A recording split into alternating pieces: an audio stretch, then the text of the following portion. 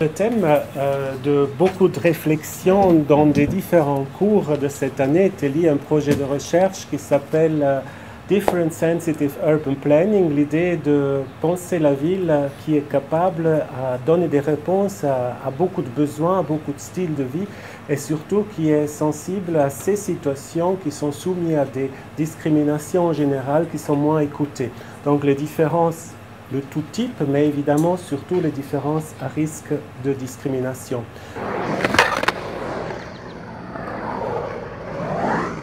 Pour comprendre ce que ce parc nous dit, on a commencé à observer le parc et ceux ou celles qui entourent. On a interviewé usagers, usagères et le concepteur. On voulait savoir si le skatepark Plein Palais est un espace public enclavé comme scène d'une mixité sociale ou d'une exclusion involontaire. On part d'une hypothèse qu'il subit une rupture en sa planification et sa pratique ainsi que son appropriation diffère en fonction de l'appartenance des usagers usagères, car la légitimité des pratiques est liée au genre, à l'âge, au niveau et éventuellement à l'ethnicité et lieu. On a fait de multiples observations, échelonnées sur la semaine, du lundi au dimanche, que ce soit en période scolaire ou en période de vacances. Mais on les a aussi faites à des horaires variés, de tôt le matin jusqu'à la nuit. Et de là, on a pu observer que le skatepark était pensé et pratiqué d'au moins 3 manières différentes. Je pense pas, il n'y a pas une partie que pour les mecs. Genre, différence de pratique, je pense, genre une fille, genre elle osera moins venir si elle est toute seule qu'un garçon, je pense. En fait, il y a plus de garçons, du coup, forcément, si tu viens, il y a des garçons. On peut être plus facilement impressionné, je pense, d'arriver là, toute seule avec pas tout, plein de gars partout. Alors que, du coup, c'est plus facile de venir en groupe. Plus de mecs qui font du skate, en tout cas avant, il y en avait plus, et du coup, c'est plus facile d'apprendre avec tes potes parce que vous êtes plusieurs. Alors que si t'es une fille, c'est plus facile de venir là parce que, si justement tes amis ne le font pas, au moins là, t'as forcément de l'aide. De plus en plus de femmes qui viennent, que ce soit du skate, du roller. Donc c'est cool, ça fait un peu de diversité, puis ça devient un peu plus accueillant pour les femmes qui veulent venir, etc. Elles se disent moi je suis pas toute seule. Depuis 10 ans, j'ai vu une évolution positive, exponentielle, que ça soit pour la pratique des filles. On a de plus en plus de filles. On se sent aussi légitime c'est un peu notre skatepark, c'est pas le nôtre, mais on a beaucoup plus de facilité à y aller qu'avant quand on connaît pas et qu'on est beau débutant et tout, on est un peu impressionné. Après, il y a aussi un autre problème, c'est que il y a les gens qui viennent faire le sport, il y a les gens qui viennent ici pour fumer les pétards et boire. Parce qu'ils se disent, skatepark c'est la street. Parfois le matin, il y a une bouteille cassée dans le bowl. On est en vélo, les pneus ils crèvent. C'est bien, mais voilà, il y a les avantages et les inconvénients, que ce soit ouvert à tous, en milieu de la ville, etc. C'est un peu un truc international. Les gens, le skatepark, c'est l'endroit quand tu sais pas où tu vas trouver de la weed, du shit. Tu sais qu'aux alentours des skateparks, partout sur la planète, tu vas trouver quelque chose. Et puis il y a cette ancienne, réputation de rebelle. Je pense que ça attire un peu justement. Plus ou moins des règles non écrites dans les skateparks. Au début, quand tu viens, tu connais pas ces règles. Tu apprends au fur et à mesure. Quand tu viens, par exemple, là, tu as deux parties. Tu as la partie street, la partie ball. Moi, quand j'étais gamin, je venais samedi, dimanche, et puis je venais plus rapidement le matin. Il n'y a personne. Tu gênes pas les gens qui sont là pour faire vraiment du vélo. Et puis, t'imagines, tu as, 30 débutants qui arrivent là, qui connaissent rien. On a 15 dans le ball, et puis toi t'es là et tu essaies de rouler, mais tu peux pas. Tu viens le matin, et une fois que tu te sens plus ou moins prêt, tu peux venir rouler quand tu veux. Il y a des endroits, on sent avoir du niveau. Le skatepark est interdit au moins de 8 ans le matin et moins de 10 ans l'après-midi. Au niveau des âges, c'est assez varié. Il y a autant des gens comme collègues, voilà. Que des très très jeunes, on va souvent faire comprendre aux parents. Le problème, c'est que les parents, ils amènent leurs enfants ici, ils pensent que c'est une place de jeu. Du coup, parfois même, ils arrivent, ils posent le gamin et ils se barrent. Faut se dire qu'ici, c'est aussi dangereux qu'une autoroute. Ça va partout dans tous les sens. Il y a des gars qui savent faire leur sport, d'autres pas. Il peut y avoir des skates qui giclent, un vélo qui part, ou dropper au mauvais moment. C'est hyper dangereux et c'est inconscient en fait. Il y a des règles. Là, c'est écrit en gros partout, interdit au moins de 10 ans.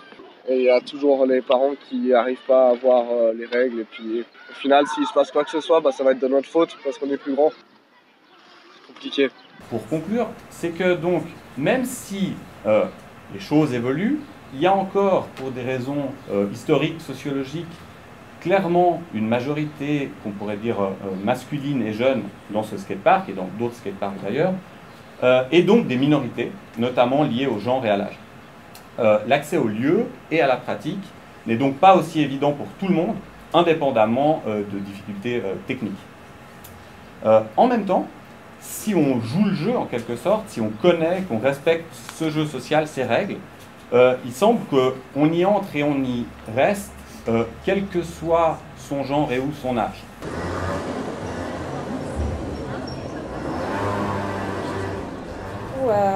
A travaillé sur une hypothèse qui est la suivante. Donc, le quartier des Tours de Carouge a été pensé dans une perspective fonctionnaliste et dédié à un certain type de ménage, la famille ouvrière.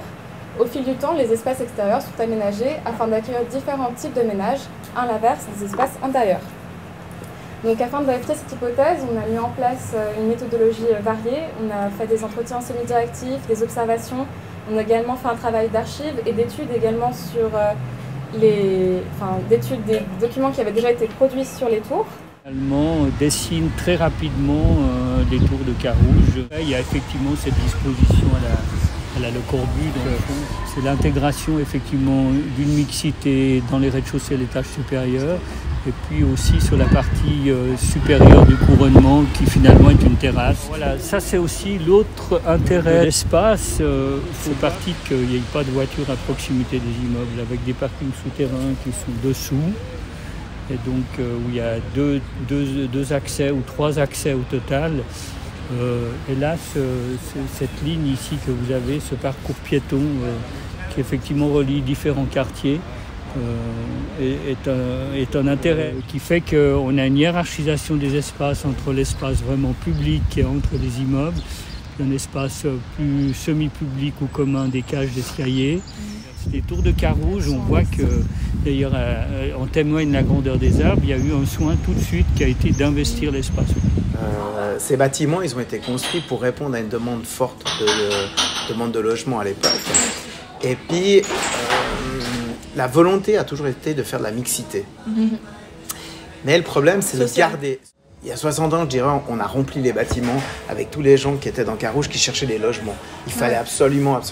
Et donc, la commune a dit, on fait une fondation. On va créer une fondation avec les partis politiques, chacun mettra les gens qu'il veut mettre dedans, etc. La mixité, ça veut aussi dire mettre des gens qui ont peut-être des moyens financiers un peu plus élevés, et maintenant, comme les critères sont plus tirés vers le bas, on commence à faire plus une cité qui est plutôt sociale que tirée sur la mixité. On est en train de perdre un peu la mixité et on doit y faire attention. Pour générer de la mixité, il faut qu'il y ait peut-être le souci qu'on aurait aujourd'hui, la mixité, elle est plutôt liée au style de vie. C'est-à-dire qu'on a une chance, depuis la création des Tours de Carouge, il y a toujours eu un concierge. Énorme. Dans les bâtiments où il n'y en a pas, on a des soucis de gestion tous les jours. On s'aperçoit qu'aujourd'hui, Carouge c'est totalement intégré à Carouge. Sinon, la vie culturelle carougeoise, elle est assez bobo quand même. On a affaire à 2 mondes, entre ce monde des tours très populaire et puis ce monde du vieux Carouge. Nous, on sort de chez nous, on a le petit parc sur la droite, ensuite le terrain de volley qui sert aussi de bac à sable, ensuite le terrain multisport, des espaces verts. C'est que les ados, s'ils ne vont pas faire du sport là, sur ce terrain, ils n'ont pas grand-chose. Bon, ils ont un pied. En fait, ce que j'observe avec le temps, c'est que tous nos amis qui avaient un enfant en bas âge, ils sont partis déjà. Oui. À part peut-être des familles avec des revenus très modestes. Voilà. Donc à partir de là, on se retrouve comme nos autres amis qui sont partis dans une situation où on aimerait rester à Carouge, on est attaché idéalement même rester dans les tours. Mais là, tout à coup, on passe à des choses pour avoir un logement à Carouge à un prix, c'est pas possible. On devrait tripler notre loyer pour rester sur Carouge. Ouais. Donc on va partir. Et donc pour conclure, c'est un projet moderniste qui a été urbanisé à l'aide de micro-interventions de la part de la Fondation, qui cible un type de foyer, notamment grâce aux loyers qui sont économiquement très abordables, Et la différence est aussi amenée par une mixité fonctionnelle et qui amène du coup une mixité sociale. Et que dans le vécu des espaces, les différences ont amené à une appropriation de ces espaces extérieurs, notamment par les personnes âgées et les plus jeunes. Et donc il y a une réelle dynamique intergénérationnelle au sein de ce quartier. Mais que de plus en plus, des divergences de ce type de vie sont amenées aussi dans le quartier.